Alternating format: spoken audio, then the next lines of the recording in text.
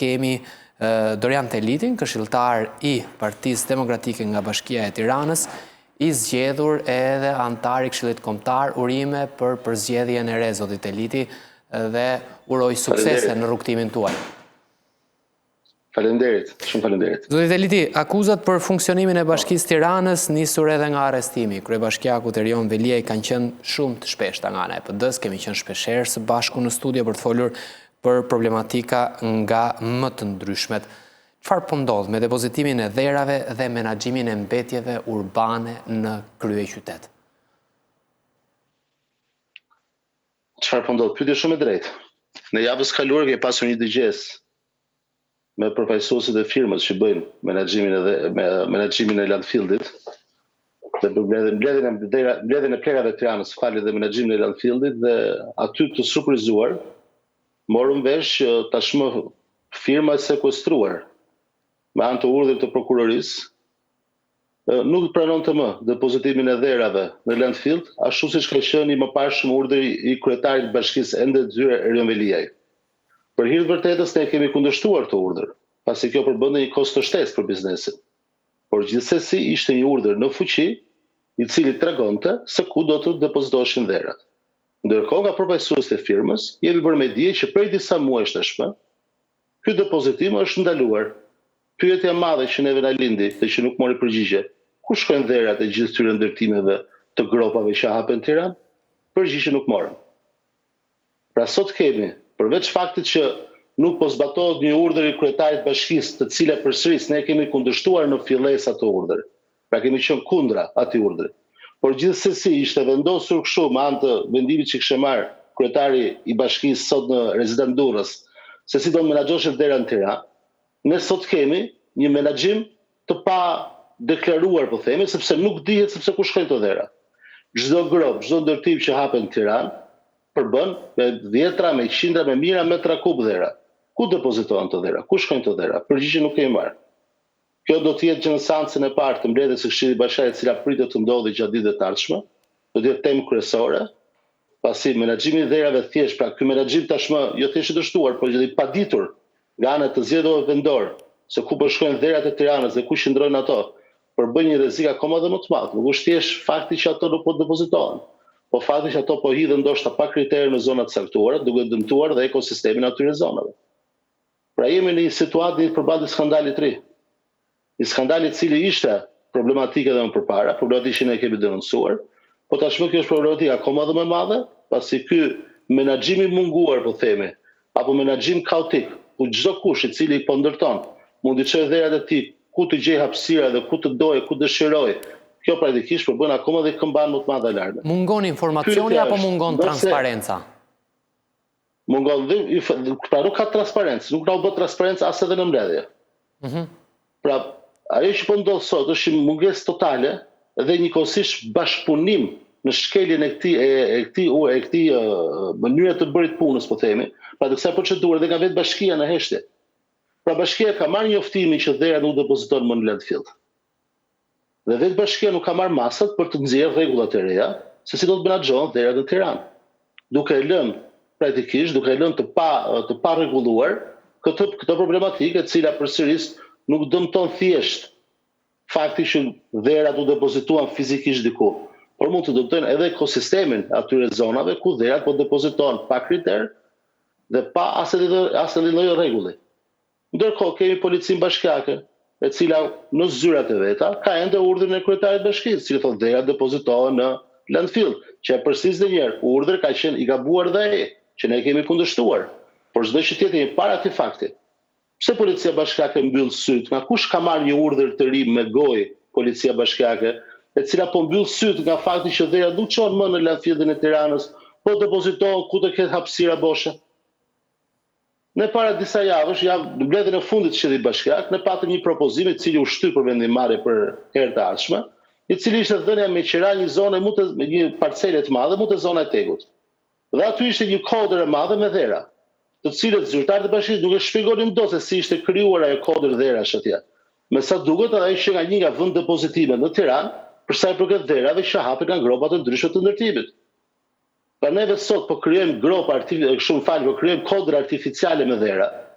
të cilat vinë pikërisht nga fakti që kemi një bashki sot, e cila jo thjesht nuk po menaxhon situatën, po e ka lënë atë në rrjedhje të lirë, duke thënë operatorëve tregut, bëni çfarë të doni, policia bashkake s'do ju shqetësoj, aty ku gjeni një parcelë shtetërore, jo private, se private nuk kanë tysh në tokën e vet, aty ku gjeni një parcelë shtetërore, vendosni dherat e tuaja dhe mos e vrisni mendjen fare.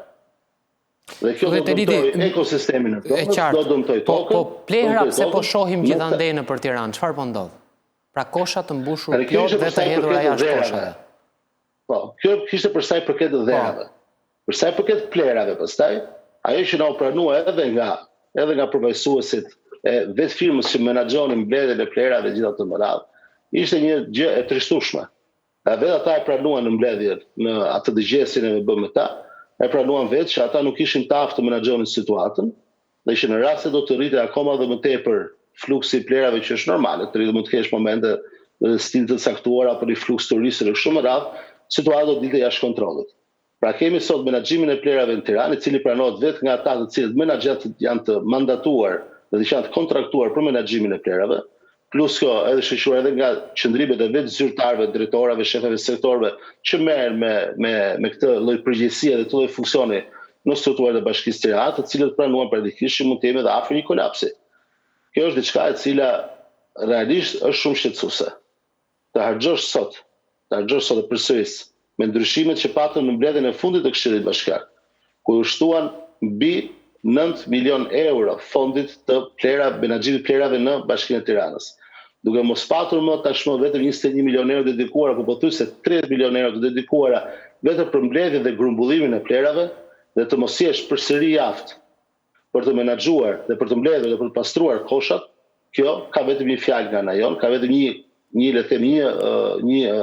një rezultanti nga ana jon, ka vetëm një shpjegim nga ana jon, abuzim me paratë e Tiranës. U rrit fondi dhe mbledhjen e fundit të Këshillit Bashkiak me 9 milion euro të tjera. U rrit fondi me votat dhe kartonet e bazhërancës. Pas një shpjegim, pas një arsyetim domethënës, sepse duhet të rritur fondi. Duke na thënë do bëjmë disa investime shtesë, po do blejmë disa kosha shtesë, jo po do kemi edhe këto informacione, do kemi edhe të përmirësimin shtesë, por se ku jemi sot, pra fotografia e momentit, dhe se çfarë konkretisht, pra sa kosha, sa punëtore, kështu me radhë, do të kishin nevojë shtesë, as si informacion nuk na dhanë. Heshtje totale, mungesë transparence. Thjesht kërkojnë para më tepër, me sa duket për të vjedhur dhe për të abuzuar më tepër. Derisa kosha tanë të jenë plot, dhe janë pamje të bëllpishojnë, të pasbrazura, për 2-3 ditësh në për zonat caktuara të Tiranës. Sidomos në zonat që janë jashtë unazës së mesme tashmë të Tiranës. Kosha që rrin nga 2-3 ditë atje të mbushura plotën plot, që mbushet dhe rrethina rreth koshit në plot e plera, kjo është thjesht abuzim i kontratës, është shkelje e kontratës, pasi nëse operatori nuk është nga në aftë dhe nuk është nga në gjendje që me ato para të tepruara që i ka dhënë mazhëranca socialiste me kartonat e saj, atyre tashmë pothuajse 30 milion euro, nuk janë të aftë të pastrojnë Tiranën, le të hapi rrugën një firme tjetër, një subjekt tjetër, i cili merr përshtypjen me seriozitet, menaxhimin, mbledhjen dhe menaxhimin e plerave deri dërgimin e tyre te dera e landfillit të Tiranës. Pasi ti depozitojnë aty në Tiranë, aty pastaj është afera tjetër klienteliste dhe korruptive që është incineratori, i cili merr dhej 13 milion euro tjera vetëm gjatë vitit aktual, duke bërë që Tirana, ti që jemi qytetar Tiranë dhe gjithë ata që banojnë Tiranë, të paguajnë gjatë një viti, konkretisht viti 2026, një faturë për 43 milion eurosh, dhe kur të dalin nga shpitona, të shohim koshat plot e për plot, dhe të shohim kodra artificiale dhe jashtë krijuara. Ka sens që kjo Tiranë në këtë masi që është ti japësh 43 milion euro për pastrimin dhe për djegjen e tyre dhe për djegjen e plerave, dhe as pastrim nuk bëhet, dhe as djegje, incinerim të tyre nuk ka. Çfarë shpjegimi tjetër përveç sa abuzimit dhe vjedhjes së këtyre parave ka? Nëse dikush ka një shpjegim tjetër, vit na e thotë. Ne nuk shohim asnjë shpjegim tjetër, fatkeqësisht thjesht abuzim me fondet e Bashkisë Tiranës. Kemi para abuzime nga më të ndryshmet, dhe sa herë që neve konstatojmë ato i denoncojmë, këto janë abuzimet marramundse, një pjesë të abuzimit marramundse, që në atë buxhetin e Bashkisë Tiranës, në kurriz të të ardhurave, të taksa paguesve të Tiranës, bëhen në dritën e diellit, pa u dritur qerpiku fare, vazhdojnë të grabisin Tiranën. Teliti, Ju them diçka të fundit. Po. Ju them diçka të fundit. Po. Ne paguajmë ditë për ditë. Makinat që duhet të lajnë, 2 makinat që duhet të lajnë rrugët e Tiranës me ujë. I keni parë gjikundi? Në Tiranë bane, unë kam vite që nuk i shoh. Shohim disa persona faktikisht janë me një që për pluhurin në darkë faktikisht që edhe bëjnë ndonjëherë më shumë pluhur duke kaluar, por për makinat nuk e di. Makinat, jo thjesht makinat që bëjnë pluhur. Janë makinat posaçme, do të jenë 2 makinat posaçme që i lajnë rrugët. Që i fshin dhe i lajnë rrugët me ujë. Jo, janë disa persona me një lloj fshese që fryjnë më shumë t'i gjethet, le të themi. Ata janë punonësit e thjesht, po, ata janë punonësit e thjesht të ndërmarrjes pastrimit, të cilët paguhen me këto para, por që është e pamjaftueshme absolutisht puna atyre, ndoshta është punë shumë e vështirë me thënë drejtën, edhe në kushte të vështira, me shi, me diell, me era, me ftohtë apo me vap. Dalin rrugët e Tiranës dhe janë subit prishet i pluri që ata vetë ngrejnë. Por kur ti e le pastrimin e Tiranës në dorë thjesht të fshesës, Tirana nuk pastrohet. Rrugët e Tiranës nuk duhet të presim shiun të bjerë që të lahen rrugët e Tiranës. Ne paguajmë, nëse ne paguajmë nga taksat tona, nga tarifa jo konkrete, paguajmë për që rrugët jo thjesht të shihen, por dhe të lahen, dhe fakti që faturohet kjo larje, ne presim dhe duhet presim dhe kërkojmë me patjetër që ky funksion të kryhet. Të vinë na shpjegojmë pse nuk i nxjerrin makinat e larjes. Nuk kryhet funksioni apo mos ndoshta makinat janë në riparim. Nuk na dhanë të informacion. Nuk e dhanë. Nuk u dha këtë informacion. Nuk e dhanë të informacion. E kemi kërkuar gjithmonë, e kemi ngritur jo thjesht të DGS, e kemi ngritur dhe kryetarës Bashkisë Detyrë, e kemi ngritur dhe funksionarëve tjerë që na shpjegonin pse makinat nuk i shohim që të lahen rrugët e Tiranës. Unë banoj në zonë Tiranë 3, në akset kryesore praktikisht të rrugët të Tiranës. Në rrugët kryesore, për sheshit Wilson. Duhet ta shikoja të paktën një herë në 3-4 ditë të makinë, pasi jemi njerëz që nuk rrim dhe shtime të drejtën. Jemi gjithë ditën ndoshta lahen mbas mesnatë dhe ju jeni në gjumë. Të siguroj që jemi 24 orë sipas nevojës dhe sipas punëve që kemi, jemi lëvizje. Të siguroj që do i kishim parë herët avon, do i kishim parë ato makina, por fatkeqësisht nuk i kam parë as tjerët. Jetoj me njerëz dhe i kemi pyetur. Qartë. Kur i keni parë makinat e fundit, të tërë, thonë një zëri, prej vitesh nuk i kemi parë. Ama parat ne vi paguajmë. Ai funksion faturohet. Sa paguajmë për ato makina zoti Deliti? Nuk di ta them konkretisht, mund ta nxjerr patjetër nga buxheti, nga shifrat e buxhetit, nuk di ta them konkretisht, por është një vlerë e rëndësishme ditore, e cila është jo thjesht pra për punë të rinë, për karburantin e makinës, për mbajtjen e makinës, pa të gjitha funksionet e veta, të siguroj që shkojnë disa 10 miliona lekë në muaj. Do mundohesh të ma gjesh se do të shkojmë në një hapësirë reklamash, nëse mundesh, do të hyjmë sërish së bashku, ndalë në një hapësirë. Po, okay, nëse do të kesh mundësi, por në intervistën tjetër patjetër që po. Po, do doja të ma sillen në intervistën tjetër kur të jemi së bashku, do ndalemi në një hapësirë të shkurtër reklamash dhe do të jemi sërish me zotin Teliti dhe do flasim edhe për zhvillimet politike. Ndalemi pak së bashku dhe mos u ndani. Kthehemi të nderuar teleshikues, siç ishim edhe pak më herët, jemi me antarin e Këshillit Bashkiak të Tiranës, zotin Dorian Teliti, por tashmë është zgjedhur edhe antar i Këshillit Kombëtar të Partisë Demokratike. Zoti Teliti, politikan dhe një nga teknicienët, ekonomistët më të mirë, le të themi, tek Këshilli Kombëtar i Tiranës. Si do ta përshkruanit këtë këshill të ri i cili u përzgjodh së fundmi? Faleminderit njerë për urimin. Për mua ishte kënaqësi dhe privilegj të rikonfirmohesha për herë të katërt në Këshillin Kombëtar të Partisë Demokratike. Është një angazhim politik edhe një vlerësim që i bëhet çdo kujt, përfshirë dhe mua, për angazhimin e tyre të kaluarën, por edhe një përgjegjësi e madhe për sfidat që na presin në të ardhmen. Pasi Partia Demokratike aktualisht është ende në opozitë, por ama duhet të jetë e gatshme dhe e përgatitur për të marrë frenat e drejtimit të punëve të vendit, momentin e parë që shqiptarët me votë të dëshme do na besojnë se alternativa e duhur qeverisë. Thënë kjo, Këshilli Kombëtar i Djeshëm, i cili u zyrtarizua dje me emrat, ishte një, për mendimin tim, ishte një ripërtëritje, një risi le themi, pasi ndryshe nga këshillat e kaluara, po të shikoni 60% e kuotave i përkasin të rinjve dhe zonjave, që është një gjë shumë e rëndësishme, duke lënë le themi meshkujt më të rritur, më boshën mbi 35 vjeç, duke i lënë ata në minorancë tashmë krahasuar me këto dy grupe në total, gjë e cila e furnizon Partitë Demokratike dhe me gjakun e ri të aq të nevojshëm të rinisë, njëkohësisht edhe me mendje dhe me analizën gjakftohtë, edhe me le të themi me informacionin, me dijen që gratë shqiptare, zonjat shqiptare, vajzat shqiptare janë të afta dhe që kanë treguar shumë mirë që mund të jenë të afta të bëjnë politikë, dhe njëkohësisht anën tjetër ishte një gërshetim i vlerave të kaluara, pra të atyre që kanë dhënë kontributo në Partitë Demokratike, me emrat e rinj, me të botës akademike, të botës profesionale, të përfaqësuesve zonal të ndryshëm, duke bërë për mendimin tim, duke bërë një pasqyrim mjaft të mirë të realitetit shqiptar dhe ku shqiptarët kanë qenë veten e tyre të përfaqësuar. Tani e mira nuk ka fund. Dhe mund të dalë çdo kush, mund të dalë dhe mund të thotë shikoj se mund të ishte bërë diçka më mirë, diçka më tepër. Gjithsesi ajo që është e rëndësishme është që ky Këshilli Kombëtar doli nga vota. Dhe vota është ajo që flet. Dhe qytetarët, të mandatuar dhe qytetarët, pra delegatët që neve kishim 1500 delegatët e Partisë Demokratike, unë besoj dhe jam besim plot që në gjykimin e tyre që kanë bërë, ka bërë një zgjedhje mjaft të zgjuar, duke i dhënë Partisë Demokratike tashmë një marsh të ri, i dhënë Partisë Demokratike një imazh të ri, jo thjesht marsh, por edhe një imazh, edhe një marsh të ri, duke dhënë Partisë Demokratike një plus të madh për t'i bërë ballë sfidave të ardhmes.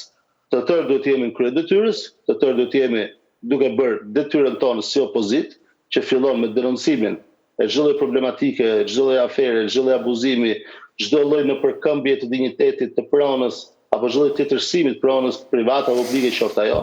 Po njëkohësisht në anën tjetër, kjo është njëra anë e monedhës, do të jemi po në ata që të japim dhe alternativën e zgjidhjes, pra thjesht denoncim, konstatim, po dhe alternativën e zgjidhjes, të cilën dhe në traditë e Partisë Demokratike, nëse ka pasur një parti e cila ka pasur program të qëndësishëm, me këmbë në tokë, jo me pralla, me premtime boshe, dhe të matshëm, këtë konkret, ka qenë Partia Demokratike dhe sigurisht do jetë akoma dhe më në lartësinë, akoma dhe më mirë, akoma dhe në cilësi krahasuar me zgjedhjet e kaluara për sa i përket të themi alternativës së saj qeverise. Nëse pastaj do jemi ne që do ekzekutojmë apo jo atë program, të do vendosin qytetarët. Por qytetarët të cilët do të jenë të lirë në zgjedhjen e tyre. Jo qytetarë që blihen për çapën e bukës, jo qytetarë që trysnohen për vendin e punës, jo qytetarë që trysnohen për të mbyllur biznesa për të vendosur gjobën, po qytetarë të cilët bëjnë zgjedhjen e tyre. Kjo është ajo që kërkojmë ne. Qeverinë tranzitore pikërisht për të siguruar që unë, ti dhe shumë të tjerë të mos trysnohemi. Ne nuk jemi nga ata, po njohim njerëz të cilët fatkeqësisht për arsye nga më të ndryshme, edhe kanë ngrënë presionin e atyre që vinin dhe bënin presion për të marrë votën. Ky është realiteti i cili është i mirë, është i njohur nga të tërë, është i ditur nga të tërë, është i konstatuar dhe në raportin e Subleodirit, që neve tashmë problematika i kemi pasur kaluar, që të mos ndodhi në të ardhmen, e vetmja zgjidhje është qeveria tranzitore. Qeveria tranzitore nga e cila opozita nuk heq dorë, si të vetmin instrument për të shkuar në zgjedhje normale, të lira dhe të ndershme, me standarde të paktën si ato të Kosovës. Nuk po flasim, e kemi thënë edhe tjerë, nuk flasim për standarde zvicre, as standarde France, as standarde Hollande apo Norvegji. Jo, standarde si të Kosovës. Atje ku palët dalin në garë me 3 element, me leadership, me ekip dhe me program. Nëse ne dalim si opozit leadership, ekip dhe program, duam që dhe palët e tjera të dalim me gjithë instrumente.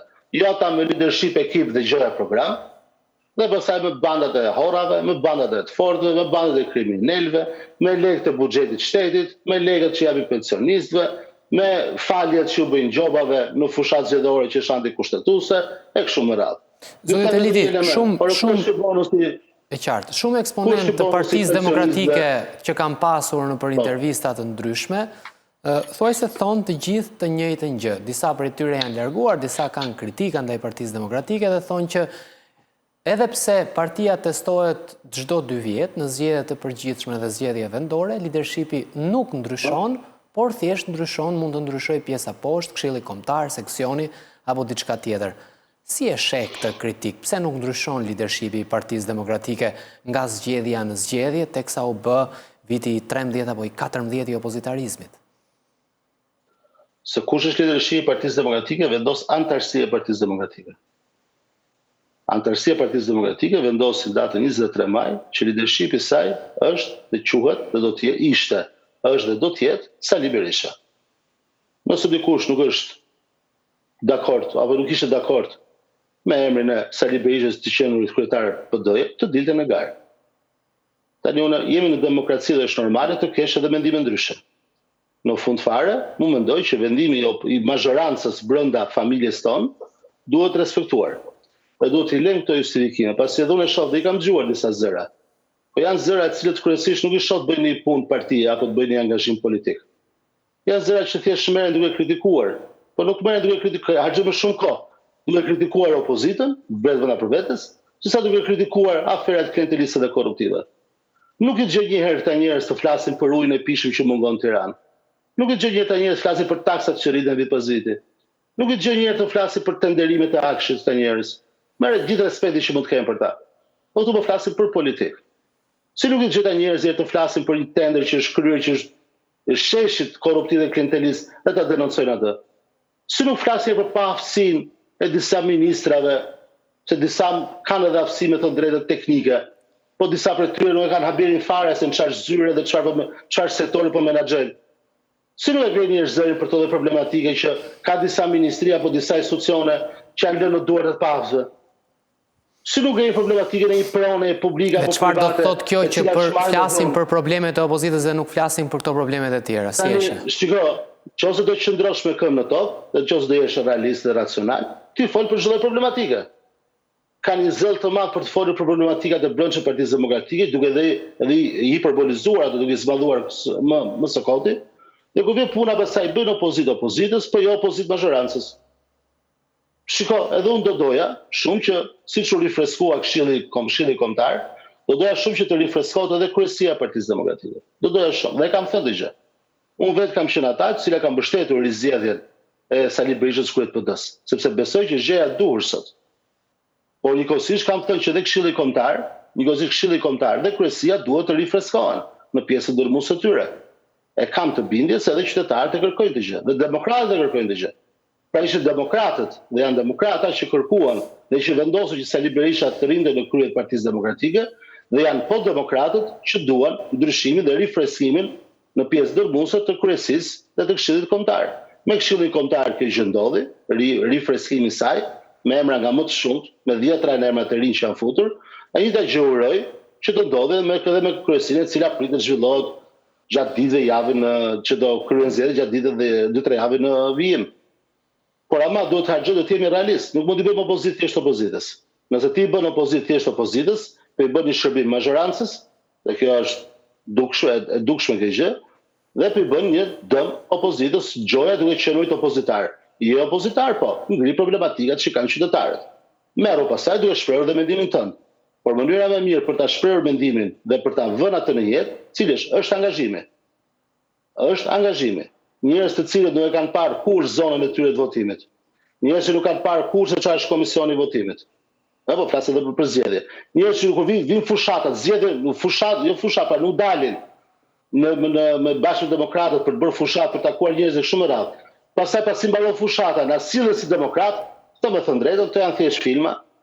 Të thjesht gjëra që kemi parë të kaluar, kanë ekzistuar kjo lloj kategorie, do ekzistojë gjithmonë kjo lloj kategorie, por të na shitet si demokrat apo si opozitar, më falni, si thjesht opozita nuk janë thjesht demokratët, po sillen si opozitar, dhe opoziti bën vetëm opozitës, kjo më thënë drejtën opozitarizëm nuk quhet. Ti mund të kesh kritika apo brenda Partisë Demokratike, është normale ti kesh. Më falni. Partia Demokratike nuk është perfekte, ka plot gjëra për të përmirësuar, dhe thashë pak më përpara. Edhe kryesia do të rifreskuar kështu me radhë, por ama merr me objektivin kryesor, e cila është denoncimi dhe dhënia e alternativës ndaj palës tjetër politike. Nuk janë armiq pala tjetër politike, janë kundërshtar politik. Ata e mendojnë në një farë mënyrë dhe ekzekutojnë pushtetin në një farë mënyrë, ne e mendojmë në një mënyrë tjetër. Të merresh vetëm me kritikën brenda familjes, pa kritikuar atë i cili ka shkaktuar problematika brenda familjes tënde, kjo pastaj është përsërisë dhe herë ti bësh opozitë opozitës, nuk është e drejtë as ndaj demokratëve dhe nuk është as e ndershme ndaj moralit. I ka mbyllur tërësisht plagët e përçarjes Partia Demokratike me Këshillin e Ri? Shiko, këshill kombëtar perfekt nuk ka. Për mua kushdo që ishte në garë, pjesën dërmuese e tyre dhe për shkak të se kam po thu 19 vjet tashmë që jam i angazhuar struktura e Partisë Demokratike, po thua se mbi 85-90% e emrave i njifja, i njoh dhe vetë personalisht. Siguroj që janë të tërë potencial dhe do doja shumë që të ishin pjesë e këshillit kombëtar të tërë, janë njerëz që kanë kontribute. Kush më pak e kush më shumë. Janë njerëz që kanë kontribute. Çdo gjë perfekcion nuk ka, ama diçka është imperative. Dera e opozitës dhe dera e Partisë Demokratike është hapur për çdo që do të japi kontribut. Dhe duhet të heqim dorë nga këto variantet, i japim privilegje, pozicione dhe pastaj jep kontributin, le ta bëjmë rrugtimin politik të tyre, siç e bën çdo demokrat i thjesht, që jep kontributin, pastaj vjen privilegji i pozicionit për të uzuruar dhe çdo kush atë që ka ambicien e vet politike për drejtim punësh, si struktura politike që është sot, ashtu nesme në administratë publike dhe në drejtim të punës shtetit. Çdo thotë ripërtëritje zoti Teliti. Ky varianti të marr privilegjet dhe pastaj të jap të bëj punën, jo. Të filloj, demokratët janë burra e gra të thjesht, njerëz të thjesht, kanë vite e vite që kontribojnë, kanë vite e vite protesta, kanë vite e vite opozit, kanë vite e vite presione, kërcënime nga më të ndryshmet. Çdo kush të japi kontributin e vet dhe të bëhet tamam një analizë pune për gjithë secilin. Analizë performance. Nëse neve arrim ta konkludojmë përfundimisht bashkë me të instrumentin të digitalizimit tashmë, duke i dhënë gjithë secilit atë notën në thonjza të punës, të bëjë të punës së tij dhe të bëjë të tij opozit, të siguroj që kjo do ta forcojë akoma dhe më shumë Partinë Demokratike, do ta bëjë më të ndërgjegjshme dhe më të përgjegjshme ndaj përgjegjësive që ka ndaj demokratëve dhe qytetarëve dhe shqiptarëve përgjithësi.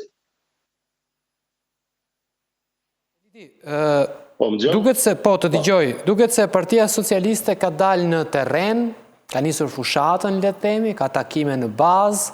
Çfarë po ndodh me Partinë Demokratike? A është gati, i ka emrat gati, i ka grupet gati për të dalë përballë për zgjedhjet bashkiake? Partia Demokratike tashmë mbylli fazën e vet të ristrukturimit. Ka ngelur thjesht zgjedhja kryesisë dhe sekretariateve. Partia Demokratike tashmë ka degët e saj të rifreskuara në organizim. Të 78 degët e Partisë Demokratike janë me menaxhimin e ri në krye punë, me zgjedhjet e kryesit e zgjedhura, në grup seksionet në funksion, seksionet e kështu me radhë. Patjetër që ka vende për të përmirësuar, absolutisht që po, por unë besoj dhe uroj shumë që brenda shtatorit Partia Demokratike të ketë emrat e saj për 61 kandidatët e saj në bashkitë e gjithë Shqipërisë, patjetër duke respektuar statutin, e cila kalon fillimisht me filtrin e komisionit të ngritur tashmë, të futur dhe statuti komisionit e vlerësimit të kandidaturave, dhe pastaj procesin e primarëve, ashtu siç dali dhe udhëzimi i kryesisë Partisë Demokratike. Uroj që ky proces të mbyllet sa më shpejt, pasi nuk fillon fushata kur del kandidati. Neve fushat jemi edhe sot, dhe fushat ka qenë në thonjza deri diku edhe rifreskimi, puna që bëm me rifreskimin dhe me rijetëzimin e gjithë të strukturave tona.